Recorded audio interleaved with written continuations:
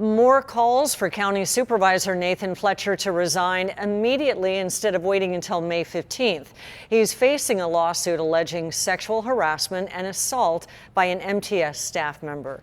And ABC 10 News reporter Natalie Chuck is tracking the influx of politicians voicing their concerns now. Hi, Natalie. Hi there, Kimberly. Yeah, and earlier today, Congresswoman Sarah Jacobs told us in part this quote: "I regret that Nathan was able to garner my and other support while these women were suffering." Meanwhile, other local officials say he needs to resign right away instead of waiting weeks from now.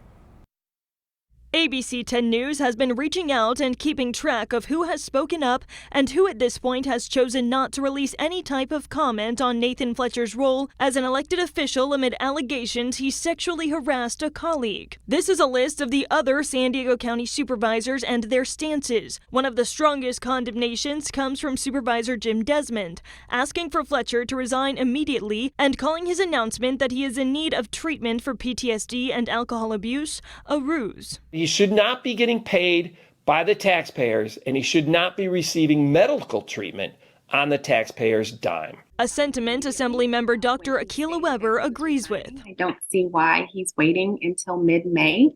I think that not only is it costing taxpayers money, but it's also preventing the Board of Supervisors from being able to move forward. And how much will it cost taxpayers from now until Fletcher resigns? According to his office, Fletcher's annual salary is more than $205,000. After calculating it, we estimate he makes more than $560 a day, meaning he would be paid roughly $20,000 from Friday through the remainder of his term. We also reached out to Congress members. One of the 5 has not responded. Congressman Mike Levin does not want to comment. Another did not address resigning directly, and 2 of them agreed his resignation is warranted. Congresswoman Sarah Jacobs went as far as to say, "I fully rescind any support I've shown for him and his previous campaigns and believe he should resign from his current office effective immediately." But as USD Professor Craig Barkas put it, identifying the motivation for anyone's statement amid Fletcher's political downfall isn't always clear. They're actually thinking this is something that will appeal to my constituents. Other times they're thinking, well,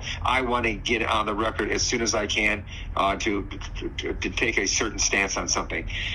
So all of that's at play, and I will leave it to the listeners to determine what they think the motivation behind those comments are. Natalie Chuck, ABC 10 News. And we reached out to Fletcher's office. We were told that he is in treatment and cannot respond.